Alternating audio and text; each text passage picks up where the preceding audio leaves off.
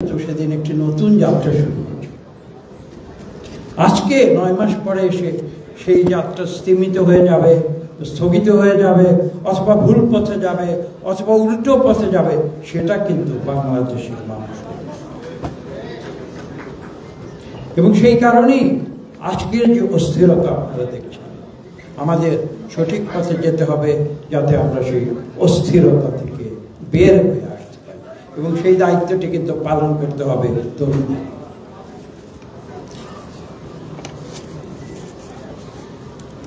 এখানে দ্বিতীয় যে বিষয়, আজকের যে শিরোনাম, দ্বিতীয় বিষয়টি হচ্ছে রাজনৈতিক ভাবনা। এখানেও একটি মজার বিষয়, আমি নিজের উদাহরণ দিয়ে বলছি। আমি বাংলাদেশের রাজনৈতিক পরীক্ষায় আমি এখনো উত্তীর্ণ হতে পারি না, কারণ বাংলাদেশের রাজনীতি হচ্ছে বিচিত্র রাজনীতি।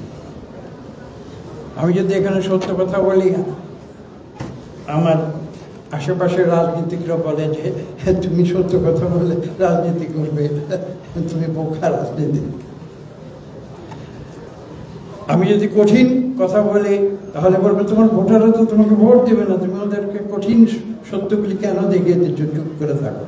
আমার ভোটের দরকার নেই। আমি সত্য কথা বলবো।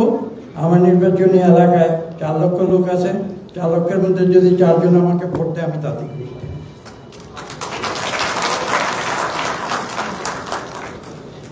রাজনীতির গতি প্রকৃতি বিচিত্র।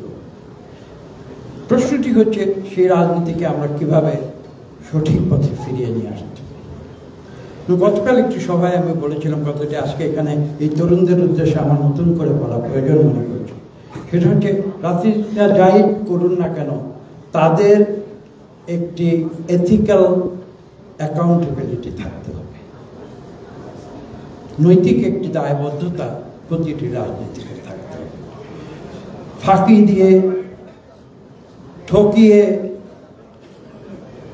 যা আমরা দেখেছি বিগত 15 বছরের ফ্যাসিস্ট রেজিমের সময়, নির্বাচনের নামে প্রহসন করে আমি এমপি হব, লম্ফজম্প করব সংসদে গিয়ে, সংসদকে তো একটি নাট্যশালায় পরিণত করে দিয়েছে। এভাবে রাজনীতি হয় না, এভাবে রাজনীতি হবে না। আজকে সেই কঠিন কথাগুলোর সময় এসেছে, এবং সেই সত্যটি কিন্তু তরুণেরাই প্রতিষ্ঠিত করবে। দেখুন, তরুণ প্রজন্ম এবং আমরা এখন যে পর্যায়ে রয়েছি, এখানে কিন্তু অনেকে বলেছেন, কেউ একজন প্রশ্নকারী বোধহয় বলেছেন যে ভবিষ্যতে সঠিক প্রতিনিধিত্ব থাকবে কিনা সংসদে তরুণ প্রজন্ম। আমি এই প্রশ্নের উত্তরটি এভাবে দিতে চাই, আমি তখন উত্তর দিইনি। দেখুন, তরুণদের প্রতিনিধিত্ব দেশ পরিচালনায় এটা তো দাবি করার কোনো প্রয়োজন নেই, এটা তো অটোমেটিক্যালি হবে। তার কারণ হচ্ছে প্রকৃতির নিয়মে আমরা চলে যাব, এবং সেখানে তরুণেরাই আসবে, এবং তারা তাদের নিজ যে মেরিট এবং তাদের নিজের যে অধিকার, সেই অধিকারের বলেই তারা কিন্তু আসবে, তারা দেশ পরিচালনা করবে। এটা জোর করে কোটা দিয়ে এটা হবে না। আর কোটা দিয়েই যদি এখন আবার নতুন করে কিছু করতে হয়, তাহলে কোটা আন্দোলন কেন হয়েছে?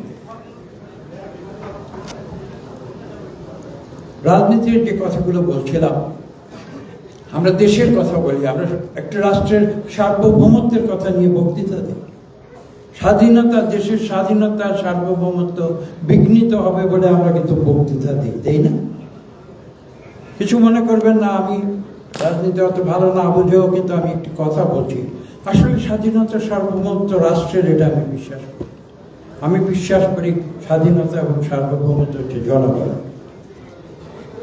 জনগণ একটি নির্দিষ্ট সময়ের জন্য, যে আমরা যদি গণতন্ত্রে বিশ্বাস করি, জনগণ একটি নির্দিষ্ট সময়ের জন্য সেই স্বাধীনতা এবং সার্বভৌমত্বকে বাস্তবায়িত করার জন্য নির্বাচনে, একটি সুষ্ঠু নিরপেক্ষ নির্বাচনের মাধ্যমে একটি রাজনৈতিক দল বা একটি কোয়ালিশন বা যাকেই হোক তাকে দেয় মাত্র 5 বছরের জন্য। এবং 5 বছর পর পর বা 4 বছর পর পর কোনো দেশে সেই স্বাধীনতা এবং সার্বভৌমত্ব কিন্তু জনগণের কাছে ফিরে আসে।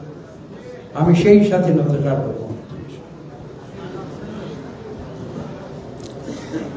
এবং এখানে বলা প্রয়োজন, আমি রাজনীতিক হিসাবে, আমি শিক্ষক হিসেবে ছাত্রদের বহু বছর পরীক্ষা নিয়েছি।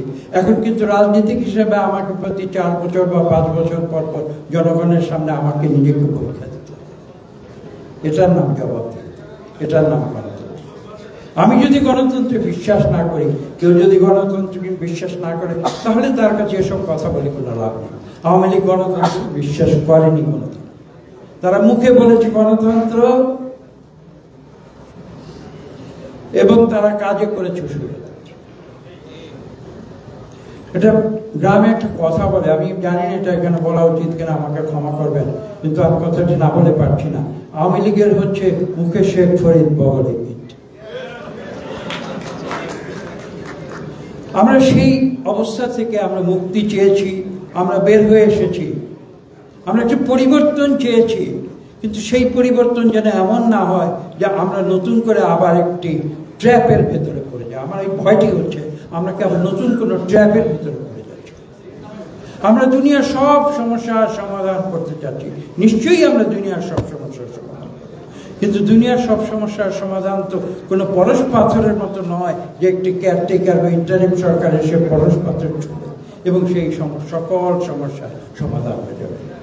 এটা এরকম সহজ কোনো নয়। এটা ইলেকট্রিক বাতির মতো নয় যে গণতন্ত্র আমি সুইচ টিপলাম, সেই সুইচ টিপলে চলে আসবে, অথবা সংস্কার করলাম, অর্থাৎ সুইচটা হচ্ছে সংস্কার, সেই সংস্কারের সুইচটা আমি টিপে দিলাম, সব কিছু ঠিক হয়ে গেল। এটা সেরকম নয়, সেরকম হতে পারে না। মানব সভ্যতা সেভাবে সৃষ্টি হয়। এটা কন্টিনিউয়াস প্রসেস, এটা একটা নিরন্তর সংগ্রাম। আমি সব কিছু করে দেব, তারপরে আরেকটা করব, তারপরে আরেকটা করবো, এভাবে কিন্তু বাস্তবতা কিন্তু এটা নয়, দুনিয়া এভাবে চলে না। আমি খোলাখুলি বলছি, কিছু মনে করবেন না। আমি আগে সংস্কার করব, তারপরে বিচার করব, তারপরে নির্বাচন করব, দুনিয়া কিন্তু এভাবে চলে। এই বাস্তবতাও কিন্তু আজকের অন্তর্বর্তীকালীন সরকারকে উপলব্ধি করতে। এখানে একটি ভুল ধারণা সৃষ্টি করা হয়েছে, এখানে একটি প্রতিপক্ষ সৃষ্টি করার চেষ্টা হচ্ছে আমার মনে হচ্ছে। এটা কারা করছে তাদেরকে চিহ্নিত করতে। এখানে অন্তর্বর্তীকালীন সরকার বলুন, যারা ছাত্ররা জীবন দিয়েছে, আজকে যারা নতুন রাজনৈতিক দল করেছে, এখানে বিএনপি রয়েছে, আরো 100-এর বেশি রাজনৈতিক দল রয়েছে বাংলাদেশে, তাদের অনেক প্রতিনিধি এখানে রয়েছেন। তারা বাংলাদেশে তারা একটি সুন্দর সমাজ ব্যবস্থা দেখতে চান, তারা বাংলাদেশে একটি নৈতিক সমাজ ব্যবস্থা দেখতে চান, তারা বাংলাদেশে একটি সৎ সমাজ ব্যবস্থা দেখতে চান। এই বিভিন্ন দলগুলির মধ্যে যারা দ্বন্দ্ব সৃষ্টি করছে, আমি কিন্তু মনে করছি এটা উদ্দেশ্য নয়। এটা কারা করছে তাদের চিহ্নিত করতে হবে। এখানে আমি কোনো দ্বন্দ্ব দেখি না। আমরা সবাই যদি গণতন্ত্রে বিশ্বাস করি, গণতন্ত্রের যে প্রক্রিয়া রয়েছে সেটা হচ্ছে সুষ্ঠু এবং নিরপেক্ষ নির্বাচন। মানুষ সিদ্ধান্ত দেবার মালিক, একজন ভোটার সে সিদ্ধান্ত।